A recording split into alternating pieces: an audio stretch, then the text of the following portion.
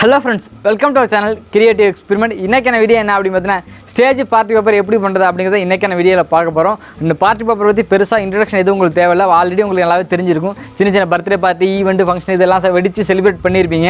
And அந்த party paper எப்படி work ஆகுது அப்படின்னு பார்த்தீங்கன்னா அதுக்கு வந்து கம்ப்ரஸர் கேஸ் இருக்கும். அந்த கேஸை சேம் டைமில் ரிலீஸ் பண்ணும்போது உள்ள பேப்பர் டமால் வெடிச்சு வெளில கொட்டும், அழகாக இருக்கும். அண்ட் அதே சிமிலர் கான்செப்ட் வச்சு தான் ஸ்டேஜ் பார்ட்டி பேப்பரும் பண்ணுறாங்க. பட் நாம அந்த கான்செப்ட் வச்சு பண்ண போகிறதில்ல, அதுக்கு பதிலாக வந்து ஐசோப்ரோபைலின் ஆல்கஹாலையும் பிவிசி பைப் வச்சு தான் பண்ண போகிறோம். ஸோ எப்படி பண்ணுறது அப்படிங்கிறது இன்னைக்கான வீடியோ தெரிஞ்சா. So let's get into the video. Okay, நம்மளோட ஸ்டேஜ் பார்ட்டி பேப்பர் பண்ண நமக்கு தேவையான பொருள் அப்படின்னு பார்த்தீங்கன்னா வந்து இது போல் 1.5 இன்ச் பைப்பு ஒரு அடிக்கு எடுத்து வச்சிருக்கேன். அண்டு வந்து இது போல் 1.5 இன்ச் எண்டு கப் ஒன்று எடுத்து வச்சிருக்கேன். இதோட டிசைன் ரொம்பவே காம்ப்ளிகேட்லாம் கிடையாது, ரொம்ப சிம்பிளான டிசைன் தான். இந்த 1.5 இன்ச் பைப்பில் அந்த எண்டு கப் மாட்டினு அப்படின்னா வந்து நம்மளோட பார்ட்டி பேப்பர் ரெடி ஆயிடும். அண்ட் இந்த பார்ட்டி பேப்பர் வந்து நான் ஐசோப்ரோபைலின் ஆல்கஹாலை யூஸ் பண்ணி ஃபயர் பண்ண போகிறேன்னு சொல்லியிருந்தேன். ஸ்டேஜ் பார்ட்டி பேப்பர் அப்படின்னால வந்து கொஞ்சம் தூரமாக இன்னும் ஃபயர் பண்ணாதனால வந்து இது எலக்ட்ரிக் ஃபியூஸும் வைக்கிறேன்.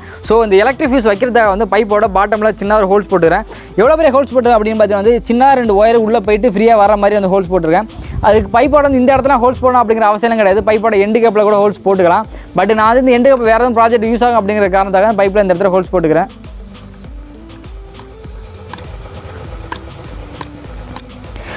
ஓகே, அவ்வளோதான், ஹோல்ஸ் போட்டாச்சு. அண்ட் வந்து நம்மளோட பார்ட்டி பேப்பர் ரெடி ஆகிடுச்சு. அண்ட் வந்து இப்படியே வச்சா நல்லா இருக்காது, அதனால் கொஞ்சமாக அதுக்கு பெயிண்ட் பண்ணிக்கலாம். வாங்க பெயிண்ட் பண்ணலாம்.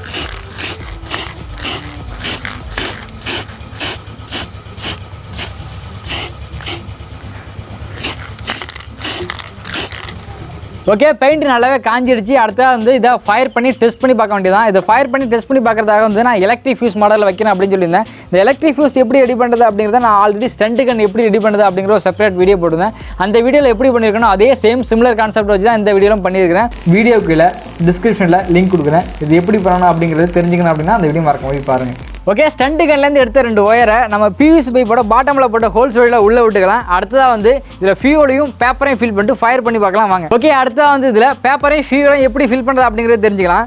பேப்பரை ஃபில் பண்ணுறதுக்கு முன்னாடி வந்து இது போல் ஒரு ஃபாயில் பேப்பர் எடுத்துகிட்டு இந்த பைப்பில் வச்சுட்டு கொஞ்சம் பர்டிகுலர் தூரத்தில் வச்சு உள்ளே லாக் பண்ணிக்கலாம்.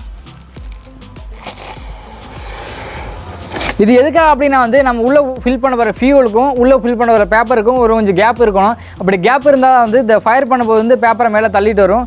அண்ட் அடுத்த வந்து இதில் பேப்பர்ஸை மேலே ஃபில் பண்ணிக்கலாம். பார்ட்டி பேப்பரில் லோட் பண்ண பேப்பர்ஸை சின்னதாக கட் பண்ணணும். அப்படி கட் பண்ணால் தான் வந்து இந்த பேப்பர்ஸ் வந்து டமால் வெடிக்கும்போது வந்து நல்லாவும் இருக்கும், பார்க்குறது அழகாகவும் இருக்கும். ஓகே, பேப்பரை ஃபில் பண்ணியாச்சு. அடுத்த வந்து இது போல் ஒரு ஃபாயில் பேப்பர் வச்சுட்டு இந்த டாப் பட்ஜை க்ளோஸ் பண்ணிக்கலாம். இது எதுக்காக அப்படின்னா வந்து உள்ளே உள்ள பேப்பர் தான் டமால் சவுண்டோட ஃப்ரோஸாக வெளில போகணும் அப்படிங்கிறத வந்து இந்த டாப் பட்ஜ் வந்து பேப்பர் வச்சு க்ளோஸ் பண்ணிக்கிறேன். ஓகே, அவ்வளோதான், க்ளோஸ் பண்ணியாச்சு. அடுத்த வந்து நம்ம இதில் ஃபியூலை லோட் பண்ணிக்கலாம்.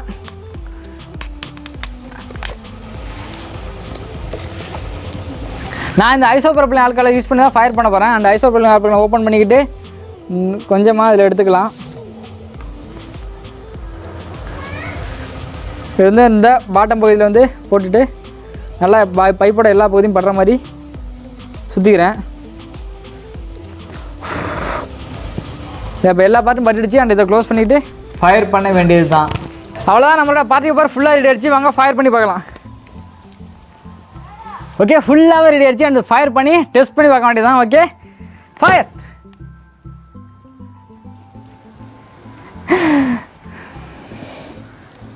நல்லா போணுச்சு. அந்த பேப்பர் ரொம்ப அடைச்சிட்ட பிறகு நெருக்கமாக வச்சுட்டேன். அதனால் டப்புன்னு மேலே பேப்பரோட போய்ட்டு சரி வாங்க இதை மறுபடியும் பேப்பர் கொஞ்சம் தொலை ஃபில் பண்ணிட்டு ஃபயர் பண்ணி பார்க்கலாம். ஓகே, கட் பண்ண பேப்பரோட சைஸு கொஞ்சம் பெருசாக இருக்கிறதுனால வந்து பேப்பர்லாம் ஒன்று சேர்ந்து திப்பியாக விடுது. அண்ட் மறுபடியும் ஃபில் பண்ணிவிட்டு ஃபயர் பண்ணி பார்க்கலாம் வாங்க. அண்ட் ஃபயர் பண்ணுறேன். ஓகே,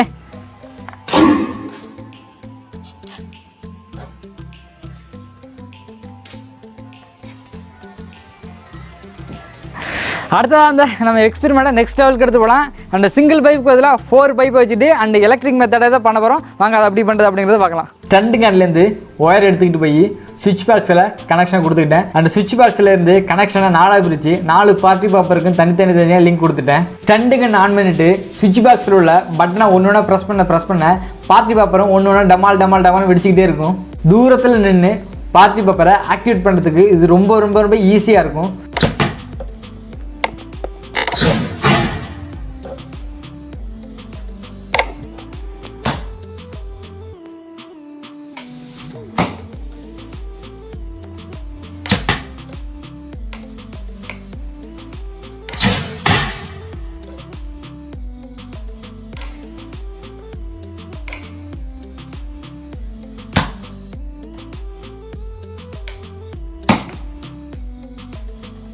இன்னைக்கான வீடியோவில் ஸ்டேஜ் பார்ட்டி பேப்பர் எப்படி பண்ணுறது அப்படிங்கிறத பார்த்தோம். இது போல் வீடியோஸ் வேணும் அப்படின்னா நம்ம சேனலை மறக்காமல் சப்ஸ்கிரைப் பண்ணி உங்களோட சப்போர்ட்டை காட்டுங்க. மீண்டும் மற்றும் சூப்பரான வீடியோவில் நான் உங்களை பார்க்குறேன்.